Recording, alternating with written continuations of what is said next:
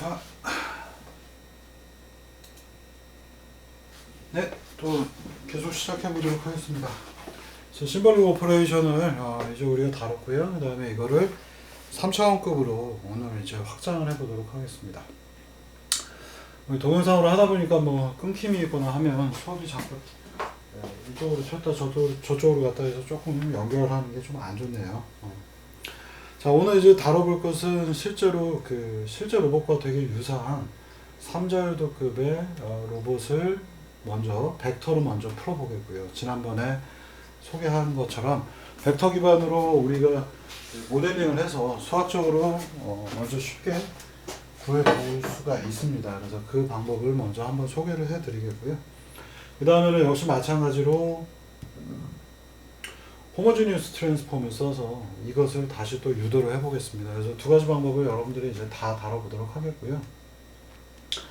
먼저 이 3차원 매니플레이터의 형상은 어떻게 생겼냐면 여러분들이 그 로봇들 일반적으로 생각하시면 됩니다. 로봇들이 보통 이제 이렇게 생겼죠. 네? 옆에서 보시면 이런 식으로 움직이고 있고, 근데 허리가 이렇게 돌아가죠. 그래서 로봇이 이렇게 움직이면서 어깨 쪽이 평면으로 이렇게 움직이다가 엘보우 파트가 또 이렇게 움직이는 거. 이게 이제 자유도가 3개가 되겠습니다. 첫 번째는 허리가 움직이기 때문에 찡하고 움직이는 허리가 첫 번째.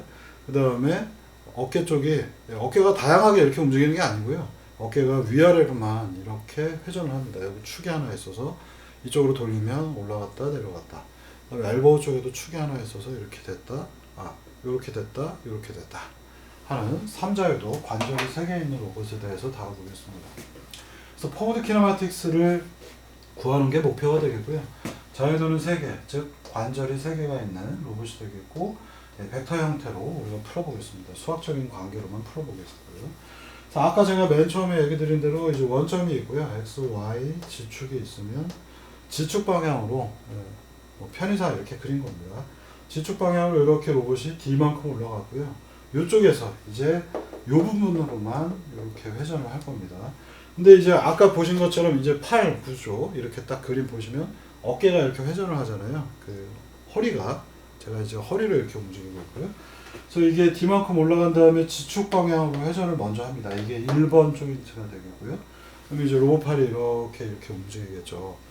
그 다음에는 2번 이 부분에 어깨 파트에 관절이 이렇게 지금 보는 것처럼 수직 방향으로 나와 있어요. 그래서 이걸 돌리게 되면 팔이 오르락 내리락 하는 구조고요.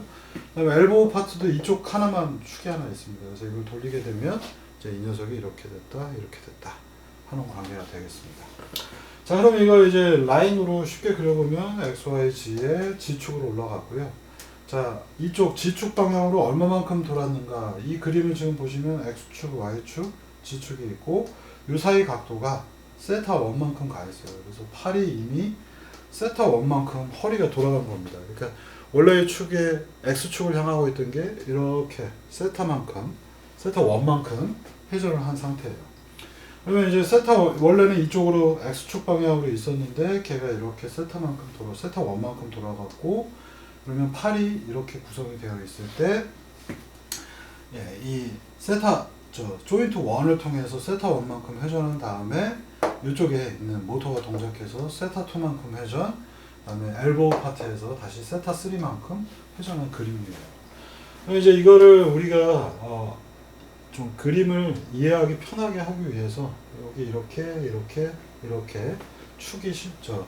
로봇의 관절들이, 로봇의 링크들이 있고, 관절은 여기에 하나, 여기에 하나, 여기에 하나, 총 3개가 있는 그림이 되겠습니다. 이거 좀 이해를 좀 도우면은 이제 이걸 풀기 위해서 이 로봇을 위에서 보면 어떻게 될까요? 위에서 보면 그냥 일직선으로 보이겠죠. 팔이 이런 식으로 어깨가 움직이고 엘보우가 움직이기 때문에 이쪽 위쪽에서 보면 라인 하나로 보일 거고요. 그 라인을 그대로 이 팔들을 투영을 해서 보면 여기 빨간색으로 표현되어 있는 P라고 제가 표현해 놨고요. X축, Y축 위에 세타원만큼 움직였고, 이 라인은 엘보우가 그리고 어깨가 움직임에 따라서 길이가 짧아지기도 하고 높아지기도 할 겁니다. 그러니까 이렇게 쭉 핀 게 투영이 되면 제일 길겠고요. 어깨를 이렇게 움직이면 투영이 된 게 좀 짧아지겠고, 엘보우로 움직여도 거리가 점점 좀 짧아지겠죠. 그래서 이렇게 피면 거리가 P까지의 길이가 늘어났다 줄어들었다 할 겁니다.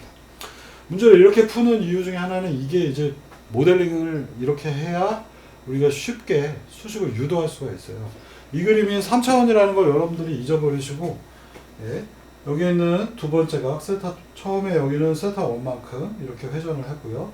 그 다음에 세타 2만큼 여기서 엘보에서 움직이고 세타 3만큼 가로 움직였기 때문에 여기 있는 빨간색과 지축만 가지고 보면요, 문제를 여러분 여기 이제 그림으로 제가 표현해 놨는데요, 위에서 보게 되면 X축, Y축 이게 지축이 되겠고, 이 부분에 로봇이 있을 거고, 이 로봇이 P라고 하는 형태로 같이 표현이 되어 있어요. 그리고 이 각도가 세타 1입니다. 자, 그러면 이 P라고 하는 라인과 G라고 하는 라인만 가지고 보면 이 문제는 3차원이지만 P가 X에 대해서 세타 1만큼 회전했기 때문에 P축을 잡고 G축을 잡는다면 이 문제는 여기만큼 D만큼 올라간 데다가 여기에서 시작하는 2차원 로봇하고 똑같아지겠죠. P와 Z축만 생각을 한다면. 그리고 P를 마지막에 이제 푸는 방식으로 진행하겠습니다. 이게 세타 2, 이 부분이 세타 3에 해당하기 때문에 우리는 지난번에 배웠던 2D 스카라 타입 로봇을 이용해서 2D 스카라 타입 로봇은 X는 L1 C1 플러스 L2 C12였고요. Y는 L1 sin 1 플러스 L2 S12였습니다. 그래서 이 수식을 그대로 옮겨다 놓으면요, 여기서부터 여기까지의 거리, 이게 결국 P가 되잖아요. 여기서부터 여기까지의 거리 X, Y, Z가 표현될 텐데 그대로 내려서 보면 P라는 값이 되겠죠. 그래서 요 축에 해당하는 P 값은 L1, 여기서부터 여기까지의 거리입니다. 그리고 요게 L2. 자, 그림 다시 요거 지우고 보시면은 요 거리가 L1이고 요 거리가 L2이기 때문에 L1 C2, 그 다음에 요 각이 세타 2니까요. 그 다음에 요게 세타 3니까 여기는 세타 2 더하기 세타 3 해서 L1 C2 플러스 L2 C2 3에 해당하겠습니다. 자, 그럼 이제 P를 아주 쉽게 우리가 구했죠. 근데 이 P를 구했고 Z 값도 구할 수 있겠죠. 2차원으로 생각했을 때 여기서부터 여기까지 바로 이렇게 되는 Z 값은 얼마일까? Z는 또 이 문제하고 똑같죠. 이게 L1 C2, L2 C2 3였는데 사인으로 바꾸면 되겠죠. 지난번에 2차원 문제처럼. 그래서 Z는 여기에서 시작해서 여기서부터 이렇게 가니까 사인 써가지고 구하면 L1 sin 2, L1 sin 2, 세타 2니까, 그 다음에 L2, 길이가 L2잖아요. sin 세타 2, 3가 들어가고, 원래 원점에서 얼마만큼 올라갔어요? D만큼 올라갔죠. 여기 보시면 D가 있기 때문에 Z는 L1 sin 2, L2 sin 세타 2 플러스 세타 3 더하기 D라고 우리가 Z를 구할 수가 있습니다. 이 두 가지 식은 여러분들이 2D 스카라 타입 로봇과 동일하게 구해질 수가 있다는 것을 예측을 하시면 되겠고, 스카라 타입 로봇이 D만큼 올라가 있구나 라고만 생각하시면 되겠습니다. 자, 그러면 이제 이게 되게 어려워 보이지만 되게 금방 구해주는 수식이 됩니다. 우리가 P라는 걸 구했기 때문에 우리가 지금 문제를 푼 거는 P축과 Z축에서의 2차원 문제로 본 거잖아요. 자, 그런데 실제 P축은 어떻게 되냐면 P는 X와 Y 공간 안에서 세타 1만큼 회전한 녀석으로 표현되니까 P 코사인 세타 1 하게 되면 X가 나오겠고요. P 사인 세타 1 하게 되면 Y가 등장을 합니다. 그래서 마지막 순간에 P를 구했기 때문에 X는 P, 이 길이가 P잖아요. 빨간색이 P니까 P 코사인 세타 1 하면 끝난 거죠. P는 위에서 가지고 오면 코사인 세타 1, 여기 있는 수식이 그대로 이 앞에 내려오고 P에 해당하는 값만 여기다 넣어주면 되고요. Y 값은 P 사인 세타 1이기 때문에 P는 위에서 가져오고 사인 세타 1 앞에다 뽑아놨고요. 여기 이렇게 내려왔고 요거 이렇게 내려왔죠. P 값은 위에 걸 그냥 붙여주기만 하면 이제 최종적으로 X값, Y값, 그리고 Z는 아까 2차원 모델로 해서 구해서 플러스 D만 추가되어 있는 모델로 아주 쉽게 구할 수 있습니다. 이 값이 맞는지 틀리는지 알아보기 위해서는 우리가 간단한 모델링을 해볼 수가 있겠죠. 우리가 이러한 키네마틱스를 구했을 때는 이 값이 맞는지 틀리는지 확인을 해봐야 되는데, 여러분들이 이해를 잘 했다면 세타 1, 2, 3가 전부 다 0이라면 이 끝단은 어디에 있을까요? 세타1이 0이기 때문에 이 빨간색 선은 X축 위에 있겠죠. 그죠? X축 위에 있을 겁니다. 그리고 세타2도 0이고 세타3도 0이라면 제가 그림을 잘 그려서 표현한다면 이게 X축, 이게 Y축, 이게 G축이라면 로봇은 D만큼 올라온 다음에 여기에 L1, 여기에 L2 해서 이렇게 그림을 그려서 보실 수 있겠죠. 여기에 이제 로봇이 있는 거고요. 그래서 우리가 이게 L1이고 이게 L2고 이게 D이기 때문에 모든 각도가 0이라면 X는 L1 더하기 L2가 되겠고요.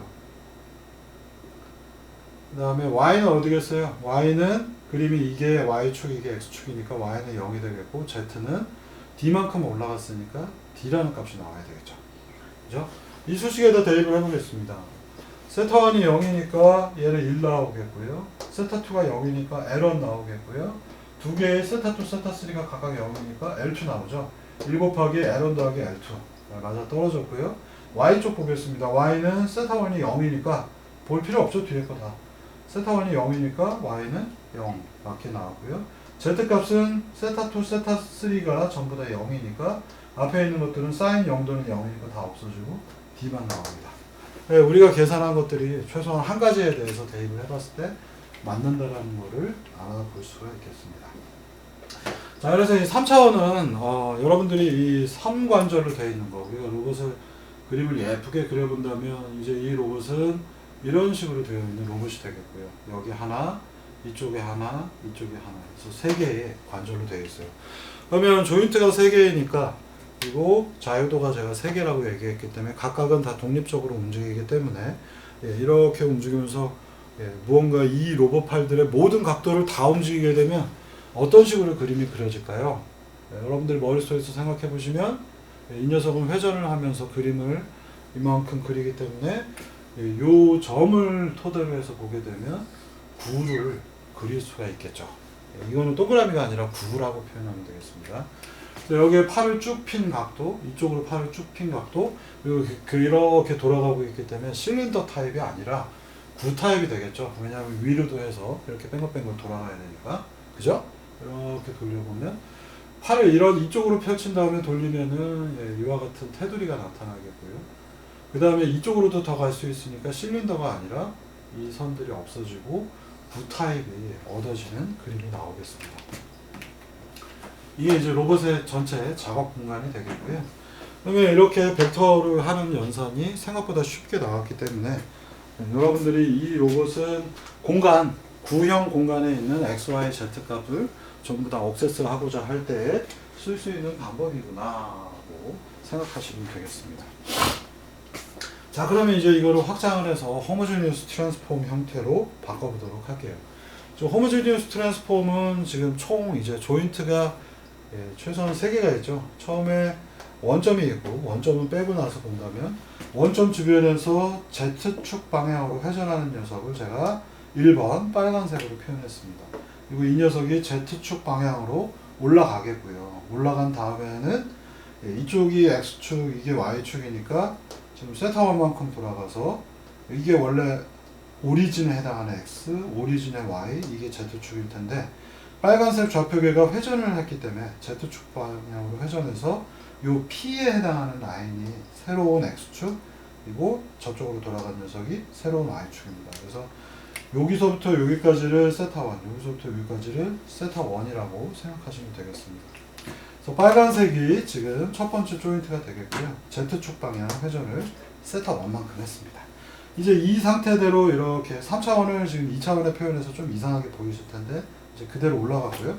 그대로 올라간 다음에 이렇게 회전을 해야 되잖아요. 그래서 X축으로 회전하면 팔을 이렇게 돌리는 거니까 Y축 회전을 해야 되겠죠. 왜냐 팔이 왔다 갔다 하니까.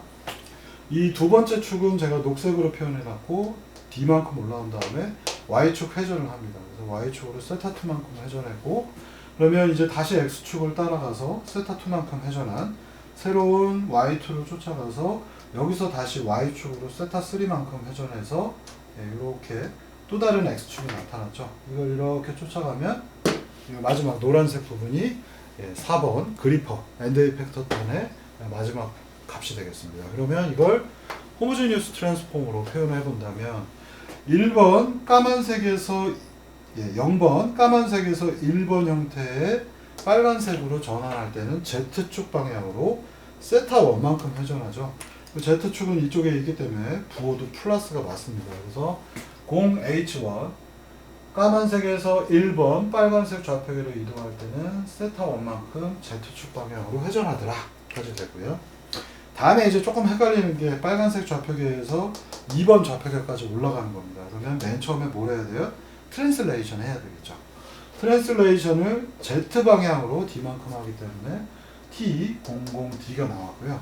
거기까지 가면 세타2를 아직 안 돌아갔잖아요. 그래서 세타2를 한 번 더 돌려야 되니까 Y 방향으로 세타2만큼 회전을 합니다.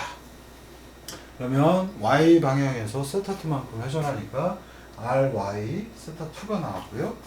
그리고 나서는 X 방향으로 이동을 해야 되겠죠. 여기 새로운 녹색 2번 좌표계에서 X 방향으로 L1만큼 이동을 하니까 트랜슬레이션 L100이 이제 2번에서 3번 가는 과정에 트랜슬레이션이 한 번 있고, 그 다음에 Y축에서 또다시 회전을 해야 RY 세타3를 해야 이렇게 생긴 녀석이 나옵니다. 여기는 세타2 회전.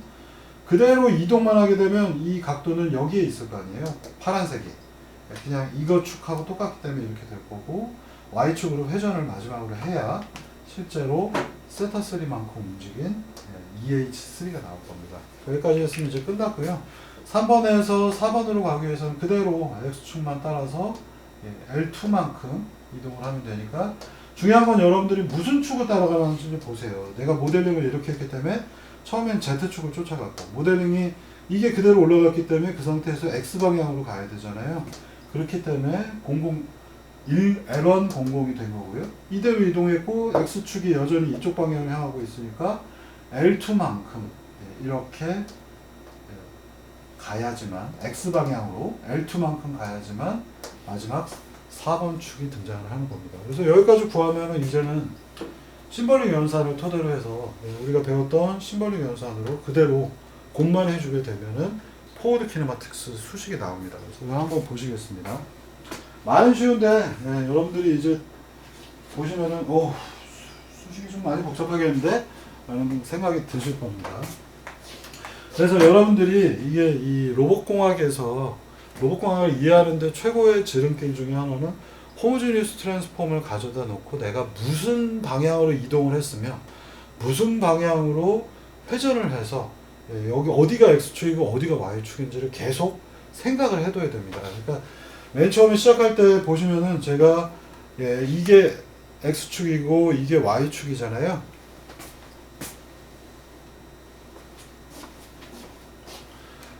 이쪽이 Z축이고 이게 X방향인데 Z축 방향으로 처음에 세타1만큼 회전했을 거야 라고 한 거고요. 이동을 하고 나면 이게 X축이고 이게 Y축이기 때문에 이렇게 회전한 다음 이 녀석이 엄지손가락이 X라서 이렇게 올라가서 이만큼 비틀었기 때문에 로봇팔이 움직이려면 이렇게 움직여야 되니까 Y방향으로 회전을 할 수밖에 없겠죠. 그래서 Y 로테이션들이 추가가 된 겁니다. 그렇게 해서 쫓아 들어가면은 이 축들을 머릿속에서 따질 수도 있겠지만 그게 너무 복잡하니까 파이썬 기반 툴들을 이용을 해서 여러분들이 모델링을 수월하게 쫓아가실 수 있도록 그렇게 한 겁니다. 그래서 최종적으로 수식이 우리가 이걸 얻었다면 이제 이거를 구현만 해보면 되겠죠. 자, 그러면 로테이션 첫 번째 0에서 1번 갈 때는 로테이션 Z를 하죠. 로테이션 Z는 Z 값이 Z 방향만 1이어야 되기 때문에 로테이션 파트 세 군데만 보시면은 Z가 1인 녀석이고 나머지가 여기 00이고 코사인 마이너스 사인, 사인 코사인이 들어갔습니다. 그래서 여기 트랜슬레이션은 첫 번째 0H1은 없기 때문에 여긴 다 000. 이거 이제 하나를 모델링을 끝낸 거고요. 다음 1번에서 2번 갈 때는 00D를 해야 되니까 로테이션 파트는 다 아이덴티티 1과 0으로 채워져 있고요. 그 다음에 X, Y, Z 중에 Z 값만 D만큼 올라갔기 때문에 00D가 들어가 있어요. 그 다음에 Y 방향의 로테이션은 Y는 자 로테이션 파트 3개만 이 부분만 이렇게 보시라는 얘기입니다. 로테이션 하는 건 전부 다 이렇게 보는 거고요. Y는 Y축 회전을 하기 때문에 Y는 변화가 없어야 되니까 100이 되겠고 지난번 얘기 드린 것처럼 Y축은 회전하는 방향이 반대이기 때문에 다른 애들은 X, Y, Z 예를 들어서 다시 한번 제가 얘기할게요. X축, Y축 우리가 보통 표현하면 X, Y, G의 순서로 X 다음에 Y 나오고 그 다음에 Z축이 나오게 오른손 법칙으로 이렇게 설명을 하시는 건데요. 그래서 얘는 보니까 오른손 법칙 그대로 X하고 Y이고 이쪽이 Z축. 그래서 Z축 회전할 때는 방향 전환이 변화가 없더라. 그 다음에 Z축으로 회전을 한다고 이게 이제 Z축 회전이 되겠고요. X축으로 회전을 한다 그러면 이 부분이 X고 이게 Y고 이게 Z이기 때문에 X, Y, G 순서 Y 다음에 Z가 나오는 이렇게 돌아가는 오른손 법칙에 변화가 없기 때문에 얘도 코사인 마이너스 사인으로 되어 있죠. 자, 그런데 Y축을 여기에다가 갖다 놓고 보면은 축이 뒤집어져 있죠. Z 다음에 X가 나오게 되어 있죠. 그렇기 때문에 X가 먼저 나오고 Z가 나와야 되는데 우리가 많은 순서 X 다음에 Z가 나와야 되잖아요. X, Y, G의 순서로 이렇게 돌아야 되는데 Z가 나온 다음에 X가 되니까 반대편에서 돌리는 것과 같은 효과가 등장을 해서 이 부분만 마이너스 부호가 이쪽에 가 있는 마치 마이너스 반대 방향으로 돌리는 것 같은 효과가 있더라 라고 얘기를 드렸습니다. 그래서 이 부분은 부호가 마이너스 여기가 원래 마이너스여야 되는데 세타2가 마이너스 세타2와 같아서 플러스가 되고 마이너스가 들어가는 이런 모델이 세워졌습니다. 자, 그러면은 이제 1번에서 2번 갈 때 RY는 Y축 회전 세타2 여기 모델링이 끝나 있고요. 다음에 이제 2번에서 3번 가는 경우만 따지겠습니다. 2번에서 3번 갈 때는 L1 00이니까 로테이션은 다 아이덴티티 L1 X축이 L1만큼 가야 되니까 L1 00이니까 YZ는 00 이렇게 들어가 있어요. 그 다음에 Y축 방향으로 세타3니까 여기하고 똑같이 코사인 세타3 사인 세타 마이너스 사인 세타 코사인 세타 요 세 개만 보시면 그리고 트랜슬레이션은 여기 순수한 로테이션이니까 없어서 000 들어가 있습니다. 3H4는 트랜슬레이션만 있는 존재라 1에다가 L200 이렇게 들어간 거예요. 자, 이렇게 호모지니어스 트랜스폼을 해야 되기 때문에 만약에 여러분들이 마지막 순간에 여기서부터 여기 가는데 X축으로 따라가서 L200이 돼야 되는데 이게 X축이 아니라 나는 뭐 대충 생각하니까 그냥 Z 아닐까? 하고 그러면 00L2가 들어갈 것이고 그렇게 되면 마지막 수식도 00L2가 돼서 그냥 엉망진창이 되는 거죠. 그래서 반드시 호모지니어스 트랜스폼의 좌표계들이 어떻게 이동하는지를 생각을 하시고 그림으로 생각하고 또는 그림이 안 되면 프로그램 같은 데서 표기한 다음에 내가 원하는 대로 XYZ축이 가고 있구나 라고 모델을 하게 되면 거기에 맞춰서 호모지니어스 트랜스폼들이 이렇게 만들어지는 것이고 이걸 심볼릭 연산으로만 풀게 되면 포워드 키네매틱스가 나오는 겁니다. 그래서 굉장히 중요한 숙제를 자꾸 내드리는 것도 호모지니어스 트랜스폼들이 어떻게 변환되는지를 여러분들이 제대로 풀 수만 있다면 호모지니어스 트랜스폼이 어떻게 이동하는지를 모델링하고 표현만 할 수 있다면 포워드 키네매틱스는 심볼릭 연산으로 쉽게 해결을 할 수가 있습니다. 자, 그래서 이 심볼릭 연산을 툴을 써서 한번 풀어놨고요. 이거를 예제에서 여러분들 그 숙제 렉처 폴더에서 보시면은 어디냐 쉽게 찾아보실 수가 있습니다. 어디다 놨을까요? 이거 아니고요. 방금 전에 여러분들이 보셨던 이 수식을 제가 이렇게 푸마라고 하는 형태로 모델링을 해놨고요. 푸차 들어가서 한번 보시겠습니다.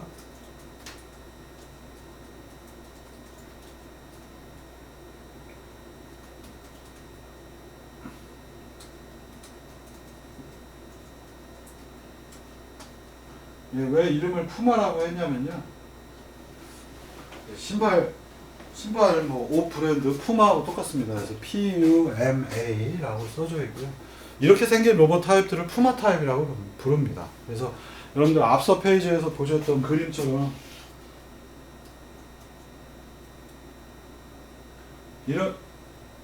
이런 스타일로 움직이는 녀석, 어깨가 이쪽 방향에 있고요. 엘보도 이쪽 방향에 있고 대신에 허리는 위쪽 방향으로 이렇게 움직이는 이런 스타일의 로봇들을 푸마 타입이라고 부르고요. 이렇게 안 움직여도 되겠죠. 뭔가 좀 다른 구조로 삼자유도 로봇을 만들 수도 있는데 산업용 로봇들이 전부 다 이렇게 허리가 돌아가고요.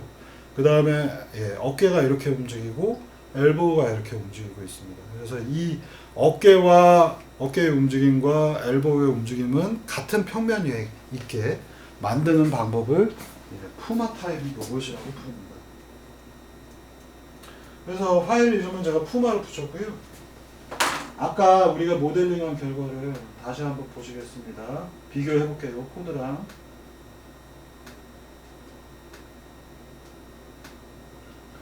이 녀석이 아까 H01입니다. 그래서 첫 번째 트랜슬레이션 어떻게 H01 보시면은 H01은 바로 이거 C1-S100 S1C1 바로 이 녀석 로테이션 Z하는 코드죠. 그대로 여기 쳐놨고요. 매트랩을 써서 이렇게 리턴을 하면 새로운 행으로 들어가는데 이게 이제 보기가 좋지 않기 때문에 세미컬런을 쳐주면은 한 줄에도 표현할 수 있습니다. 자, 그래서 첫 번째 H12에서의 트랜슬레이션 00D 하는 부분을 제가 이름을 T12라고 불렀고요. 1000, 0100, 001D 아까 여기 있는 D 값만큼 여기에다 추가가 됐고요. 자, 이 코드상에서 보시면 1000, 0100, 001D, 0001 그걸 제가 옆으로 이렇게 풀어 쓴 겁니다. 첫 번째 행, 두 번째 행, 세 번째 행이라 Z 방향에 D만큼 올라간 거 001D 여기 나온 거고요. 0001 그 다음 게 여기 써져 있죠. 자, 그래서 T12는 여기 트랜슬레이션 이 부분까지 표현되어 있고 RI 세타2가 필요하죠. 그래서 RY는 이걸 다 곱하면 1H2가 될 텐데 H12라고 이름을 붙였고 앞부분에 트랜슬레이션이 있고 뒤에 있는 로테이션 파트 여기 있는 오른쪽 C20S20 C20S20 여기 들어가고 있죠. 펜이 어디 갔냐. 여기에 첫 번째 행 C20S20 그 다음에 두 번째 행이 0100이잖아요. 이렇게 들어가 있고 이게 세 번째 행 바로 이 부분이 되겠고요. 마지막 0001 이 부분이 이렇게 들어갔습니다. 이해하실 수 있겠죠? 그래서 저렇게 우리가 수식을 잡을 수 있으면 간단하게 코드를 바꾸셔서 H12는 트랜슬레이션 곱하기 로테이션 Y구나. 이렇게 수식을 만들고요. 다음에 이제 다시 2번에서 3번 가기 위해서는 트랜슬레이션이 있는데 L1 00이잖아요. 여기 있는 수식이에요. 100 L1 보시는 대로 이렇게 있고 나머지는 0100, 0010, 0001 해서 이렇게 들어가 있습니다. 행은 각각 다 보시는 것처럼 세미콜론으로 끌어놨고요.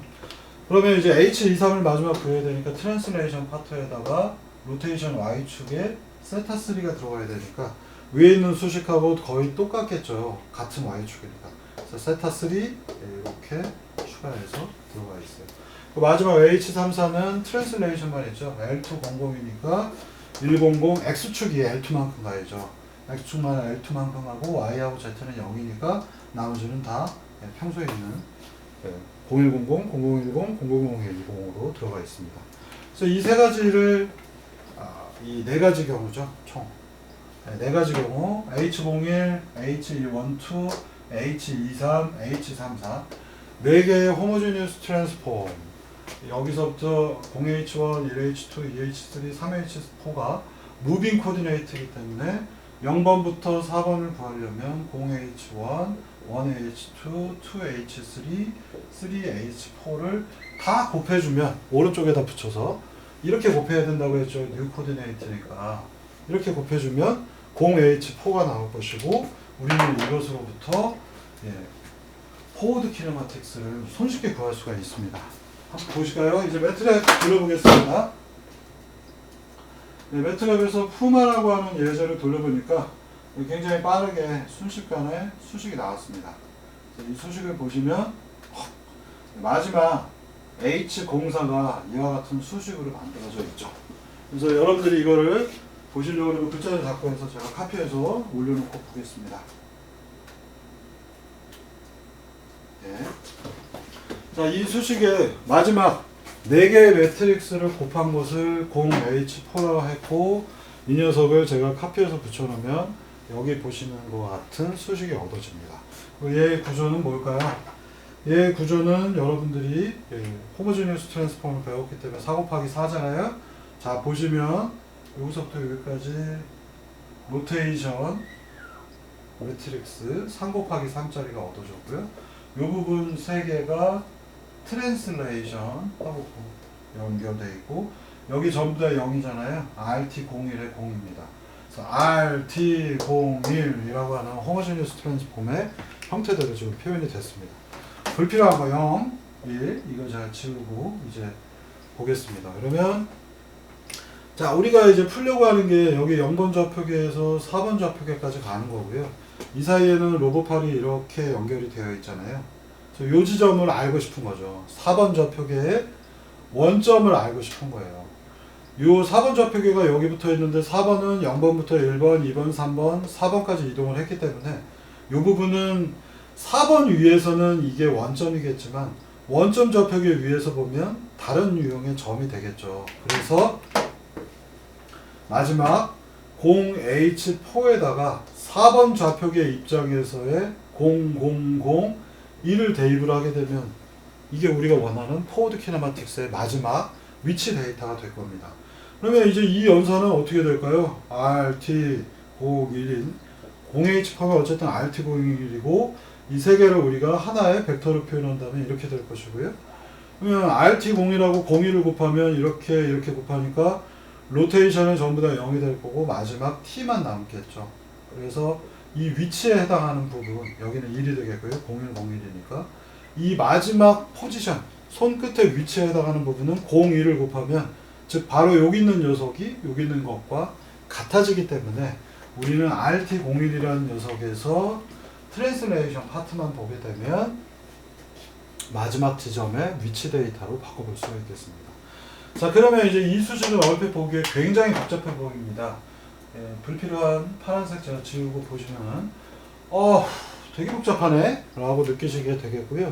이 수식을 우리가 다시 띄워서 다음과 같은 삼각함수 공식을 사용하면 조금 더 보기 수월해집니다. 제가 이거를 하나의 좀 더 확장해서 첫 번째에 있는 x를 표현하면 C1, C2, C3 여기 C1, S2, S3 꼭 이걸 이렇게 줄일 필요는 없어요. 근데 여러분들이 보기 좋으라고 제가 이 수식을 뽑아가지고 변형을 해볼 거고요. 이 세 개의 같이 있는 건 잘 보시면 C1이 똑같이 있습니다. 그래서 이 수식은 C1을 전부 다 뽑아내게 되고요. C1을 뽑고 나서 보니까 여기는 C2, S3만 있고 여기는 S2, S3만 있고 요 수식에 L2가 곱해져 있고요. 요 부분에서는 L1, L2, C 잘했어요. L1은 없죠. 여기 L1, L2 요 L2가 없죠. C1만 뽑아내면 L1, C2가 되겠습니다. 자, 요 수식은 우리가 조금 더 정리를 하면 여러분들 뭐 이제 수학이 복잡해서 수학이 싫어서 요것도 잘못 썼어요. 여기 보면 C2, S3니까 이거 맞고요. 두 번째 거는 S2, C3입니다. 여기 틀렸네요. 자, 이렇게 표현이 되기 때문에 여러분들 삼각함수에 더하기, 빼기 수식 보시면은 여러분들이 아시는 것처럼 코사인 세타2 더하기 세타3는 코사인 더하기는 코코 빼기 사인 사인 이렇게 되어 있잖아요. 그리고 사인의 더하기는 사인 코사인, 코사인 사인으로 수식을 만들 수 있죠. 그래서 여기가 자, 여기가 빼기가 들어가게 되면 제가 여기 설명 잘못했습니다. 여기 코사인, 코사인을 빼었기 때문에 마이너스, 마이너스가 같이 있어서 여기는 플러스고 여기에 마이너스가 이렇게 붙어있네요. 이거 조심해야죠. 그래서 코사인 세타3, 사인 2 세타3는 이렇게 되기 때문에 이 수식은 이제 바꿔서 C1이 앞에 이렇게 크게 붙어 있고요. 마이너스 이 녀석은 뭘까요? 바로 이 식 사인 2, 3, L2 플러스 L1, C2 라고 나옵니다. 이거 뭔가 이상한데? 제가 뭔가 잘못했는데? 그죠?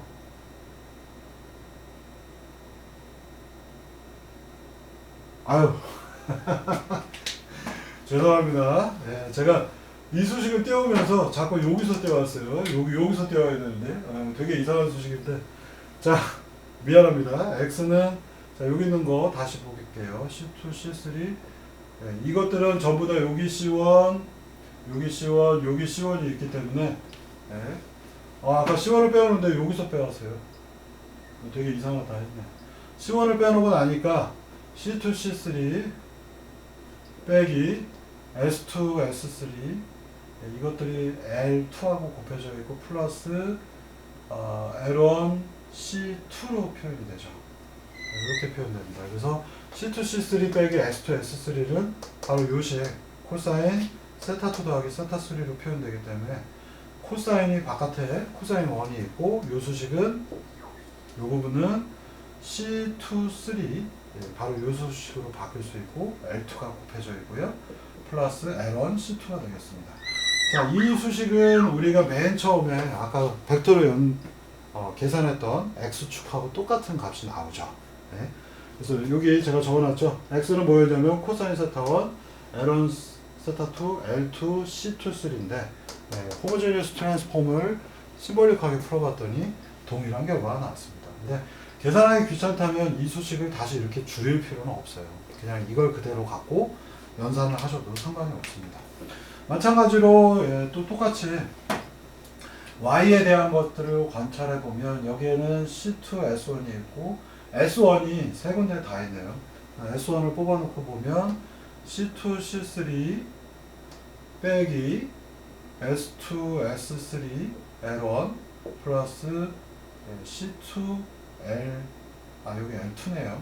C2, L1이 나옵니다. 그러면 C2, C3 빼기 S2, S3는 여기에 있는 수식하고 여기 있는 수식하고 똑같죠. 그래서 이 녀석은 S1 플러스 L2, C12 플러스 L1, C2가 또 등장하겠습니다. X하고 Y의 요 안쪽에 있는 녀석은 같고 바깥쪽만 코사인이냐 사인이냐로 나타나겠죠. 그래서 이 결과물이 똑같이 나오는 거 보실 수 있겠습니다.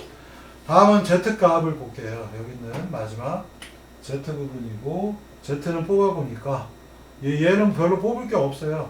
L2, S2, C3 플러스 C2, S3이고 더하기 L1, S2 플러스 D만 있습니다. 그러면 이 수식은 여러분들이 바로 이 테이블 그대로 쫓아가서 sin 세타2 더하기 세타3더라. 그래서 D부터 요거부터 써보면 L1, S2 플러스 L2 sin 2, 3 플러스 D라고 하는 값이 바로 Z 값이 되겠습니다. 이 결과는 앞서서 구하신 것과 동일하게 되겠습니다. 여기는 23은 23페이지이지 23이 아니에요. 그냥 D예요. 그래서 최종적인 이 값과 우리가 앞에서 구한 것과 동일한 수식을 얻을 수 있구나. 호모지니어스 트랜스폼을 하는 게 우리가 수학적인 어떤 모델링을 하는 것보다 오히려 좀 수월할 수 있겠구나 라는 생각을 여러분들이 하실 수 있고요.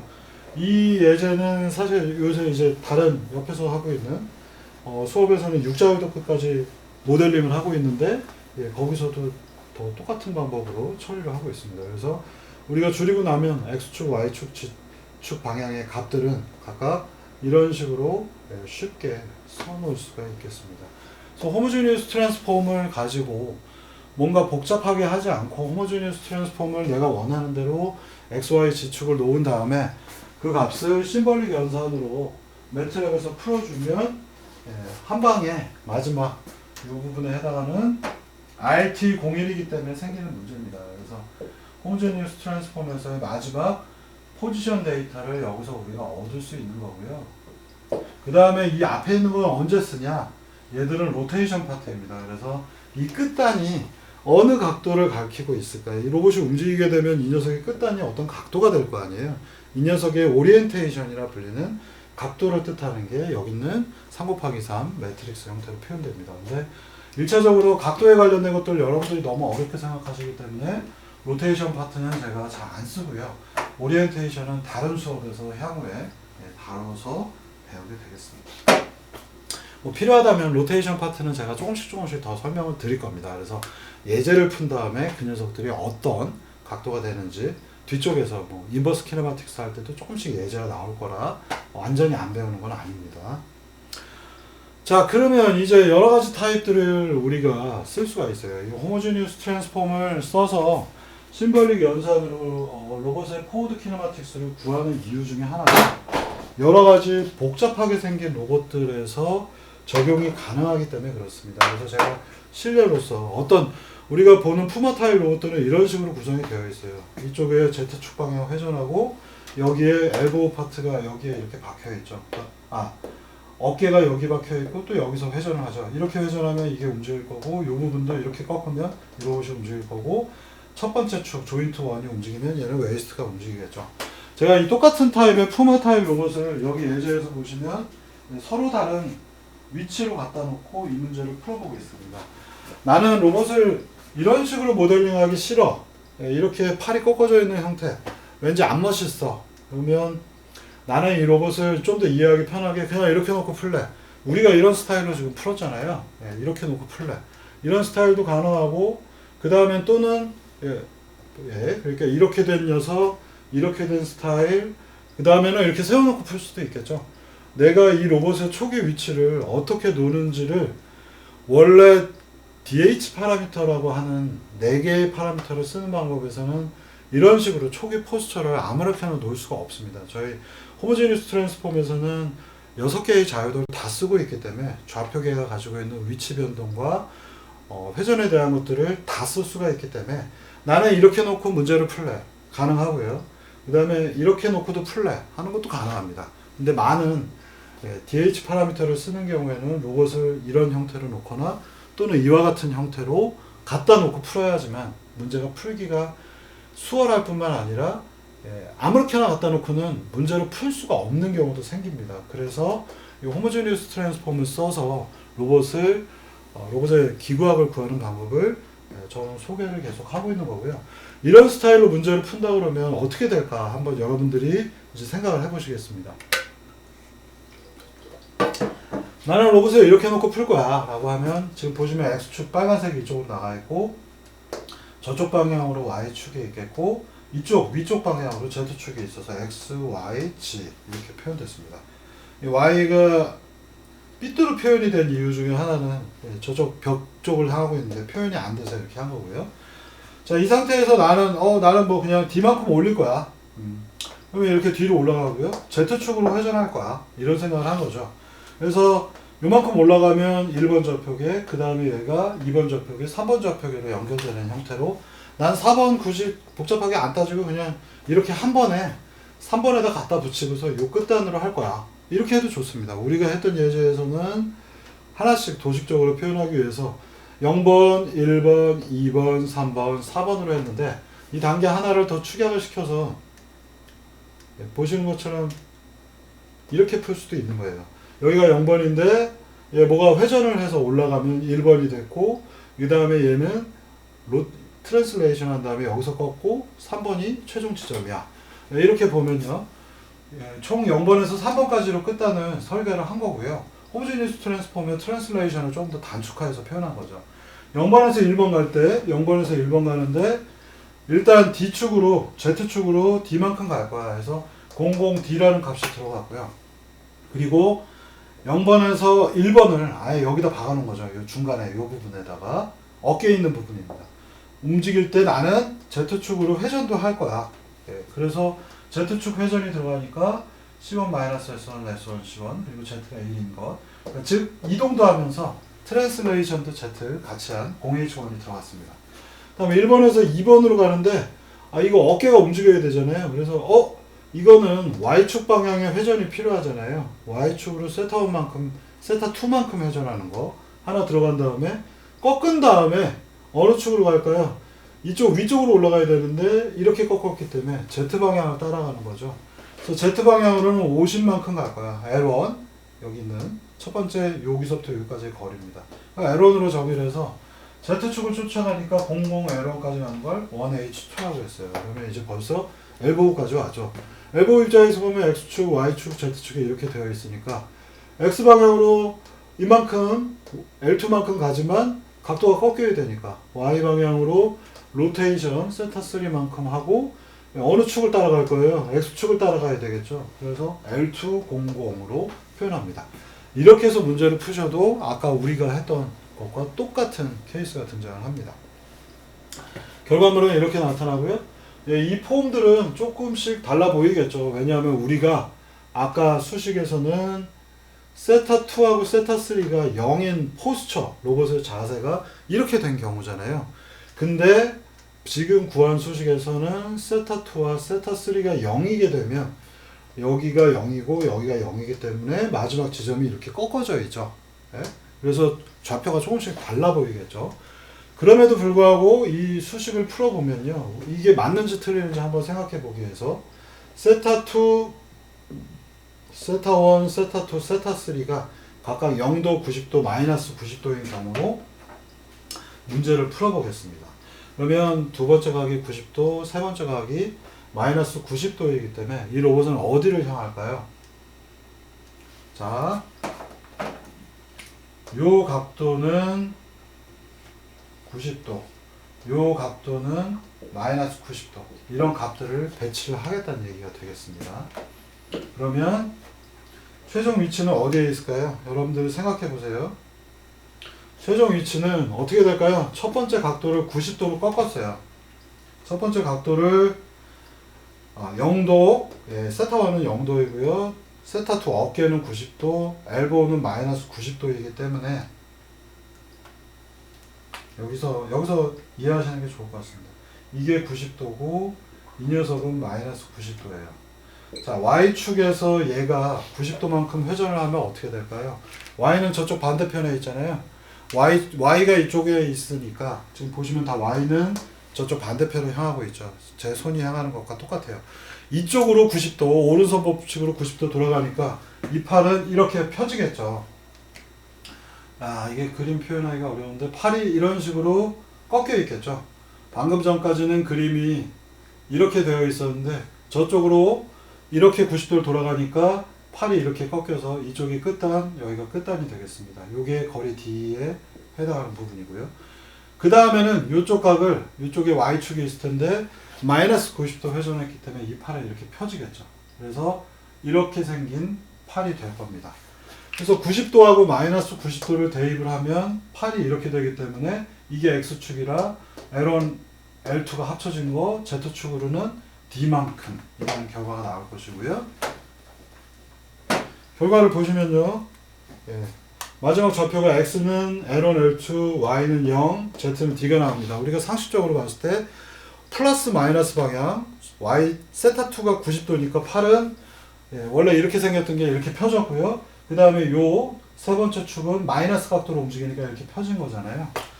그래서 이걸 대입을 해보시면은 이 마지막에다가 세타1, 이 수식에서 지금 그냥 봐도 되겠습니다. 세타1은 0, 세타2는 90도, 세타3는 마이너스 90도이기 때문에 대입을 진짜로 해볼게요. 이 수식에서 대입해보면 세타1은 0도이니까 1, 세타2는 90도이니까 없어져 버리겠죠. 코사인 세타2에 여기 코사인 2에 해당하는 게 90도이면은 없어져 버리잖아요. 코사인 90도는 0이니까.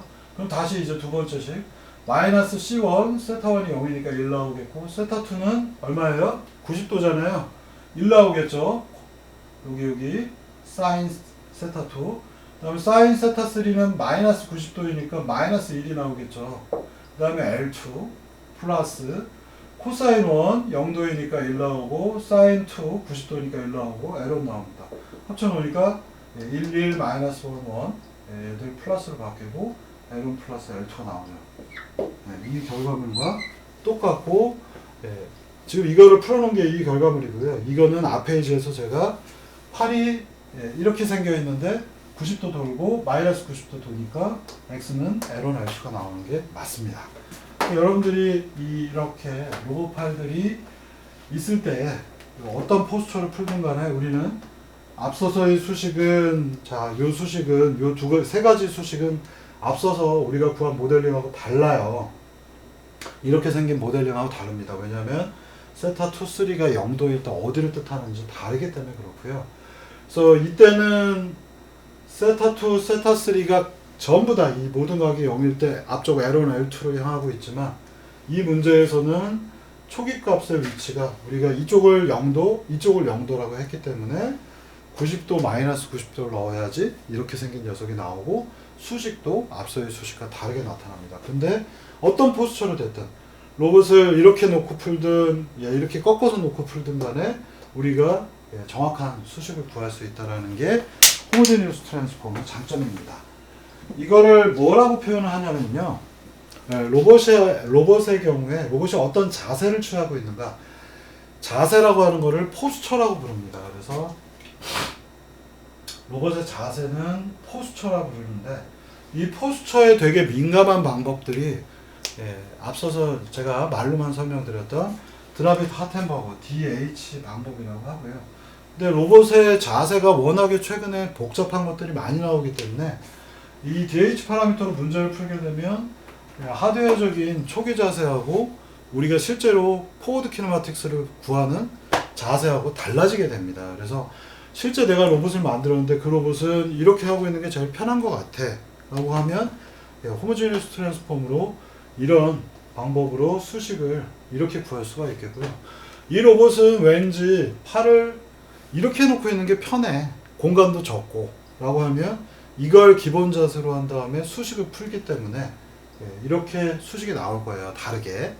그런데 로봇 초기 자세에서부터 포워드 키네마틱스를 구할 수 있는 초기 조건의 초기 자세, 초기 자세라고 불리는 이니셜 포스처의 호모제니어스 트랜스폼을 이용하는 방법들은 이니셜 포스처에 별로 그렇게 의존적이지 않습니다. 근데 DH 파라미터는 초기 자세를 문제를 풀기 위해서 결정을 해놔야 되고 그 자세가 아니면 수식을 유도를 못하는 경우가 너무나 많기 때문에 요새는 DH 파라미터를 이용한 방법보다는 호모제니어스 트랜스폼을 이용한 방법으로 저는 이 수업에서 다루고 있고 이렇게 사용하는 용례들이 조금씩 늘어나기 시작을 합니다.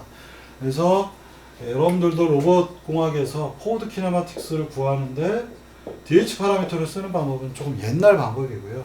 그냥 호모제니어스 트랜스폼에다가 플러스 심볼릭 연산을 도입을 하게 되면 포워드 키네마틱스를 구하기가 굉장히 수월하다라는 얘기를 드리겠습니다. 자, 이 마지막 예제는요. 팔을 쭉 뻗은 상태에서 세타2, 세타3가 변하는 예제인데 그럼에도 불구하고 앞서의 예제는 이게 0번에서 1번 가고 1번에서 2번 가고 2번에서 3번 가고 3번에서 4번까지 가는 4개의 트랜스폼으로 표현했는데 지금 여기서는 제가 3번 만에 도달하는 형태로 문제를 풀고 있습니다. 그래서 이걸 그대로 도식적으로 그려놓으면 0번에서 1번 여기로 가고 1번에서 2번 가고 최종적으로 2번에서 3번 가는 형태로 표현을 하고 있어요. 조금씩 달라졌죠. 그래서 앞서의 예제하고 조금 다르게 제가 포스처가 있고 호모제니어스 트랜스폼은 나는 여기다 갖다 붙일 거야 라고 하게 되면 수식은 거의 똑같습니다만 다르게 우리가 문제를 풀 수 있어요. 0번에서 1번 갈 때 1차적으로 이게 여기 올라간 다음에 트랜슬레이션 한 다음에 2위에서 나는 Z축 방향으로 회전할 거야 라고 생각을 한 겁니다. 회전을 한 다음에 올라갈 수도 있겠지만 나는 트랜슬레이션 한 다음에 여기에서 이렇게 회전할 거야. 그래서 00D만큼 Z축으로 D만큼 올라가서 Z축에서 로테이션 했고요. 그 상태가 되면 이제 1번 좌표계가 이렇게 만들어지겠죠. 얘는 이제 이렇게 어깨를 움직여야 되잖아요. 그래서 어깨가 이렇게 움직여야 되니까 초기 포스처가 이렇게 되어 있어서 Y축 방향 회전이 하나 들어가고 그 다음엔 X방향으로 이동해야 되죠. L1만큼. X방향으로 이동하니까 L1 00이 들어간 겁니다. 그래서 2번 축이 나왔고요. 2번 축 위에서 이제 각도가 엘보우 쪽에서 세타3만큼 회전해야 되니까 지금 보시면 Y축으로 회전해야 돼서 Y축 회전 하나 들어가고 X방향으로 L2만큼 트랜슬레이션 했습니다. 이 결과물도 마찬가지로 풀게 되면 매트릭스 레벨에서 이렇게 얻어지겠고요. 심볼릭 연산 결과에 000을 대입해보면 이 로봇은 000 대입하기가 편하죠. 세타1이 웨이스트, 허리가 이렇게 움직이는 게 없으니까 X방향으로 무조건 솔루션이 갈 거고 세타2, 세타3가 00이니까 X방향은 L1 플러스 L2만큼의 좌표를 갖겠죠. 이 지점이 L1 플러스 L2가 되겠죠. 자, 그래서 풀어보시면은, 예, 세타 1, 2, 3가 다 0이니까 대입해보면, 코사인 다 0이라서 L2만 남고요. 여기 사인이 있으니까 사라지죠. 이 부분에서 L2 나오고, 이거는 사인이 있으니까 없어지죠. 사인, 세타 2, 세타 3가 사인 0도는 0이니까 다 사라진 거고요. 이 부분에 둘 다 0이니까 마지막 L만 남습니다. 그래서 계산하기 편하게 이렇게 얻어졌어요. 그래서 제가 X만, 예, 우리가 생각한 결과하고 같은지 확인을 해봤고요. 여러분들이 이 로봇공학에서 포워드 키네마틱스에서 내가 생각한 대로 값이 나왔는지 아닌지 확인하기 위해서는, 예, 세타들의 000을, 예, 세타 1, 2, 3에 다 0을 한번 넣어보고 내가 생각한 대로 답이 나왔는가 한번 확인해 보시고, 군데군데 이제 세타가 90도나 마이너스 90도인 거를 대입을 해보시고 내가 생각한 좌표하고 똑같나. 왜냐하면 90도라고 하는 것들은 직각으로 움직이는 거기 때문에 우리가 계산을 하기가 편하잖아요. 그래서 로봇이 이렇게 갔다 이렇게 갔다 10도나 30도 이런 걸 넣으면 생각하기가 어렵기 때문에 0도와 90도를 대입해보고 수식이 내가 생각한 것과 동일하게 나왔는가 확인하면은, 예, 이것이 포워드 키네마틱스가 맞는지 틀리는지 1차적으로 확인할 수 있는 방법 중에 하나가 되겠습니다. 자, 그렇게 해서 우리가 이제 이 앞서서 제가 얘기 드린 대로 로봇들 계열에서 최근에는 이 로봇이 어떻게 만들어졌냐에 따라서 로봇의 포스처, 이니셜 포스처라고 하는 초기 조건과 각도들 사이의, 예, 관계들을 호모제니우스 트랜스폼으로 하는 것이 되게 수월하구나 라고 하는 것들을 얘기하고 있고요. 대신에 이제 조심해야 되는 거는 이쪽에 그 엘보우 파트만 제가 지금 표현하고 있는데, 엘보우 파트가 지금 저쪽으로, 저쪽 방향을 향해서 Y축이, 아이고,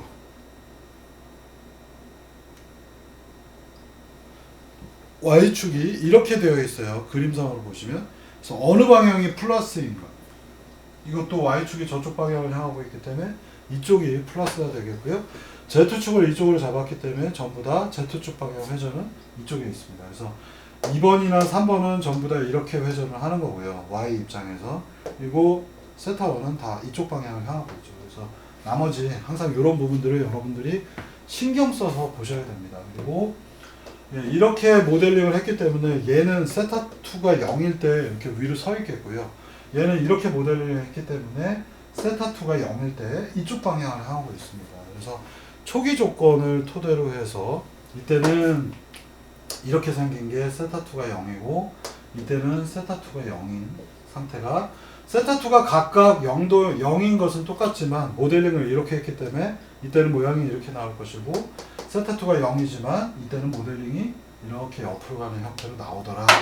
그래서 0도인 각각 초기 상태일 때 로봇들이 다 0도일 거 아니에요. 그 초기 자세에 대한 것들을 반영하기 좋은 방법론 중에 하나가 호모제니우스 트랜스폼을 이용하는 방법이 되겠습니다. 자, 이 초기 조건이 왜, 이제 초기 조건 하면은 조금 더 재밌는 사례들을 몇 개 얘기를 드려야 되는데요. 로봇의 경우에는, 많은 실제 산업용 로봇들의 경우에는 초기 조건을 앱솔루트 인코더를 써서, 절대 인코더를 써서, 예, 보통 갖다 놓습니다. 그래서 초기 조건들을 인코더 값들이 기억을 하게 하는데, 이 로봇의 관절 분야는, 관절 쪽은 사실은 되게 복잡한 여러 가지 이슈들이 있어요. 그래서 실제 산업용 로봇은 이 안의 각도를 알기 위해서 이 안에다가 앱솔루트 인코더, 그러니까 로봇이 전원을 껐다 키더라도 마지막 좌표를 기억하고 있어서 언제나 여기가 0도고 이거는 90도이게 만들어 놓습니다. 그래픽 모델들도 대부분 초기 조건들에 따라서 이렇게 앱솔루트 인코더를 쓰는 것과 마찬가지로 되어 있는데, 앱솔루트 인코더의 경우에는 가격도 비싸지만 앱솔루트 인코더는 전원을 껐다 켜도 그 값을 기억하고 있는 점에서 장점입니다만, 가격이 비싼 건 둘째 문제이고, 이 녀석은 이제 배터리가 필요합니다. 그래서 이 배터리가 방전되면 뭔가 무용지물이 되기 때문에 배터리라고 하는 것들이 되게 신경이 쓰이는 요소이고, 그 다음에는 이제 이유도 나중에 제가 설명을 조금 더 드리겠습니다만, 이 앱솔루트 인코더는, 예, 레졸루션, 해상도가 좀 떨어집니다. 그래서 각도를 기억하기 위해서 뭔가 특이한 기법을 쓰고, 그렇기 때문에 해상도가 떨어지는, 그러니까 즉 정밀도가 떨어지는 단점을 갖고 있고요. 그럼에도 불구하고 산업용의 앱솔루트 인코더가 많이 쓰이는 이유는 이게 전원이 갑자기 꺼지는 상태에 대응을 할 수 있기 때문에 앱솔루트 인코더를 많이 쓰고 있습니다. 그 다음에 산업용 로봇팔에서는 또 조금 더 재밌는 성격이 있다면 축에 모터만 있는 게 아니라 브레이크가 같이 들어가 있어요. 그래서 왜냐하면 로봇이 초기 포스처 위치가 앞서 보신 것처럼 이렇게 되어 있다면 전원이 꺼지면 이 로봇은 자동 때문에 이렇게 무너져 내리겠죠. 이렇게 쿵 하고 떨어질 겁니다. 그래서 이거를 방지하기 위해서 전원이 꺼져 있으면 브레이크가 걸려 있고요. 전원이 꺼지면 브레이크가 걸려서 이렇게 단단한 위치를 만들고 있고, 전원이 켜지면 브레이크에 스위치를 넣어서 이제 이 브레이크들을 풀어줍니다. 그래서 전원을 켜줘야지만 로봇이 하중 때문에 이렇게 움직이기 시작을 할 수 있는 제어 모드로 들어간다 할 수 있겠습니다. 그래서 브레이크는 여러분들이 그냥 생각하시는 것처럼 이렇게 클러치 구조로 되어 있고요. 동력을 전달할 수 있는 방법, 여기에 회전축이 있는데 여기에 브레이크 패드가 있고 전자석으로 이쪽으로 전원이 꺼지면 스프링 때문에 이게 찰싹 이렇게 붙어 있고요. 이게 축인데, 그 다음에 전원을 넣어주면 전자석이 이걸 잡아당겨서 뒤쪽으로 빠지게 합니다. 그래서 스프링 때문에 밀려서 꽉 붙잡고 있다가 이 축이 움직이질 못하겠죠. 양쪽이 붙잡고 있으니까. 전원을 넣어주면 전자석이 이쪽으로 잡아당겨서 로봇이 편안하게 움직일 수 있는 구조를 바꿉니다. 이런 식의 전자식 브레이크가 들어가 있어요. 이 브레이크는 예전에는 되게 그냥 고정을 하기 위한 고정구 역할밖에 안 했는데, 이 브레이크를 잘 활용을 하게 되면 우리가 이 로봇이 고속으로 움직이다 멈추게 하는 또 다른 효과를 만들 수가 있습니다. 그래서 비상정지 같은 데도 쓰일 수 있고, 또 브레이크를 조절을 잘하면 우리가 로봇의 관절에 있는 임피던스를 고속으로 조절할 수 있기 때문에 모터를 가지고 조정하는 것보다 브레이크가 팍 하고 걸리기 때문에 정지하기에 굉장히 좋습니다. 그래서 임피던스 제어할 때 굉장히 좋은 성격을 갖고 있습니다. 그래서 브레이크를 활용하는 여러 가지 또 다른 기법들도 있는데 학부 수준은 아닙니다. 그리고 많이 아시는 분들도 없어서 여기서는 제가 빼고 얘기하겠습니다. 자, 그런데 이런 그 로봇들은 기본적으로 브레이크가 있고 앱솔루트 인코더, 앱솔루트는 분유에도 옛날에 나왔는데 절대적인 존재, 절대값들을 뜻합니다. 그래서 앱솔루트, 우리가 ABS 소스 코드에서 C나 파이썬에서 ABS 하면 절대값을 뜻하죠. 그 표현하고 똑같습니다. 앱솔루트 분유도 있어요. 자, 그러면 이제 이게 우리가 제어라고 하는 것들을 좀 생각을 해봐야 되는데, 제어라고 하는 것들에서 이 로봇들이 어떻게 동작하는지 여러분들이 조금은 아셔야 됩니다. 그래서 이 제어는 여러분들이 3학년 때쯤 되면 공대에서 많이 배우시는데요.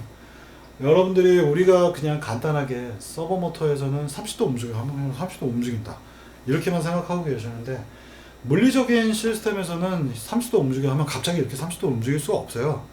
그리고 이것들을 아무리 빠르게 움직이더라도 한 번에 이렇게 움직이는 게 아니라 중간에 시간 레벨에서 이렇게 올라가고 있습니다. 그래서 여기에는 피드백 제어라고 하는 기법들이 쓰이고요. 목표값으로 내가 디자이어드 값, 나중에 이제 제어 쪽 수업들에서 여러분들이 배우시겠습니다만, 이 수업은 제어를 조금만 소개를 합니다. 목표가 되는 목표값 디자이어드 값의 세타 D가 30도다 라고 하면, 실제로 컨트롤러가 있어 가지고요, 30도라는 값이 들어오면 어찌 됐건 로봇의 끝단에 로봇의 현재 각도가 몇 도인지를 읽어 드립니다. 여기 보시는 게 앞서 얘기 드렸던 인코더가 되겠고요. 30도까지 가야 되는데 현재 값은 얼마냐? 0도입니다. 그러면 세타 D라고 하는 녀석과 현재 들어온 값, 여기는 30도, 여기는 0도. 그러면 두 개를 빼죠. 세타 D와 세타를 빼면 에러가 나올 거고요. 에러는 30도가 되겠습니다. 그래서 30, 여기 보시면 플러스는 이렇게 들어오는 게 플러스 30도라는 얘기고요. 이쪽에 들어오는 건 마이너스가 붙어 있기 때문에 마이너스 세타 값, 현재 0도니까 30 빼기 0 해서 에러는 30도가 되겠고요. 이 30도를 컨트롤러라고 하는 녀석이 에러가 크니까 그럼 빨리 움직여야겠네 30도니까 하고 토크 값을 굉장히 큰 걸 쏴줍니다. 그럼 모터가 돌아가고 로봇의 각도가 움직이겠죠. 그럼 그 다음 스텝에서는 이렇게 한번 돌았고요. 토크가 나갔으니까 어떻게 돼요? 세타 값이 0도가 아니라 뭐 한 10도쯤 갖다 칩시다. 이 값이 들어오면 30도 빼기 10도를 계산해서 에러는 현재 20도구나. 에러가 조금 작아졌잖아요. 그러면 토크도 조금 줄입니다. 그러면 여기 있는 로봇이 푹 하고 움직이다 조금 천천히 움직이겠죠. 그래서 이제 각도가 한 18도 정도 됐다 칩시다. 그럼 또다시 돌아와서 30 빼기 18을 하게 되면 에러는 이제 20이 아니라 12가 되겠죠. 그러면 에러에 비례해서 토크를 조금 더 줄여줍니다. 그러면 이 과정을 계속해서 반복을 하면 아주 간단히만 제가 설명을 한다면 처음에는 각도가 세타가 시간이고요. 이쪽은 처음에는 0도에 있었죠.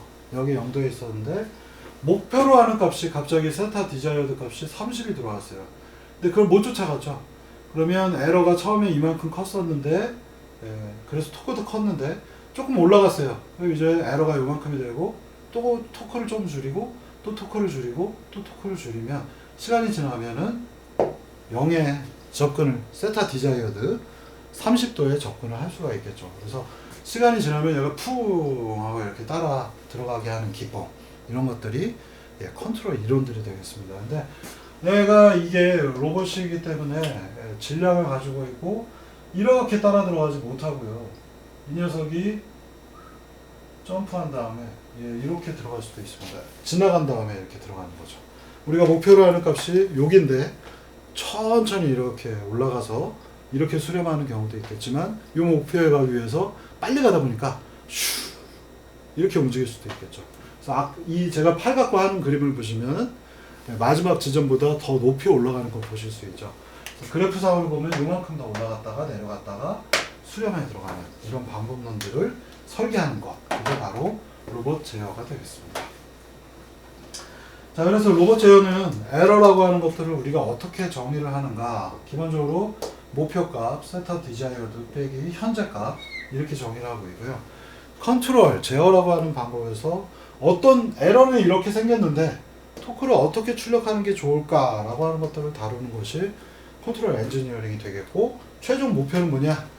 에러가 0이 되는 겁니다. 우리가 목표값을 주게 되면 에러는 최종적으로 어떻게든 0에 수렴을 해서 목표를 하는 값. 에러가 0에 수렴하면 세타 값은 세타 디자이어드가 되겠죠. 그래서 목표값을 도달하는 기법이 컨트롤 이론들이 되겠습니다. 자, 여기까지 설명을 드렸고요. 조금 더 자료들이 있는데 이 부분들은 다음에 설명을 드리도록 하겠습니다. 그래서 이제 제어에 대한 거는 제가 초기에 간단하게는 이론적인 그리고 왜 필요한가에 대한 컨셉만 얘기를 드리고 이 부분 조금 더 설명한 다음에 로봇공학 쪽으로 좀 더 얘기를 진행하고 제어 편에서 다시 또 얘기를 드리도록 하겠습니다. 오늘은 여기까지 하고 멈추도록 할게요.